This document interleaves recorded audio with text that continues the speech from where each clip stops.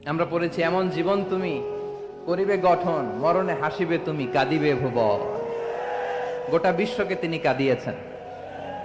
আল্লামা যখন ইন্তেকাল করলেন, আমি তখন মালয়েশিয়া থেকে যুক্তরাষ্ট্রে একটা কনফারেন্সে যোগ দিতে যাচ্ছি, কাতার এয়ারলাইন্সে। মালয়েশিয়া থেকে দোহাতে নামলাম। দোহায় যখন আমার ট্রানজিট, তখন শুনতে পেলাম যে আল্লামা বিদায় নিয়েছেন। সোশ্যাল মিডিয়ায় শুনে বিশ্বাস করতে পারলাম না। মুহূর্তের মধ্যেই মাসুদ সাইদি ভাইকে মেসেজ করলাম, উনি কোনো উত্তর দিতে পারলেন না। মাসুদ ভাইয়ের সাথে যখন কোলাকুলি করি, আমাদের শামীম ভাইয়ের সাথে যখন কোলাকুলি করি, মনে হচ্ছে আল্লামা সাইদির ঘ্রাণ পাই।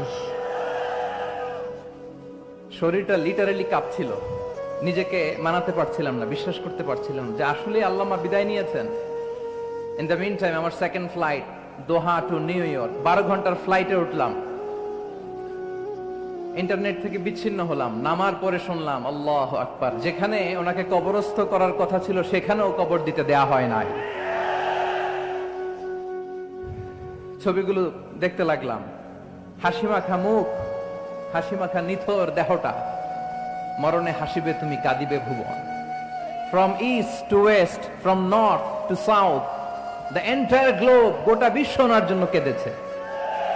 গোটা বিশ্ব কেঁদেছে, কাবার গিলাফ ধরে ধরে মানুষ চিৎকার করেছে। এর চেয়ে শ্রেষ্ঠ মৃত্যুকার হতে পারে? আমাদের আল্লামার আর কি পাওয়ার ছিল?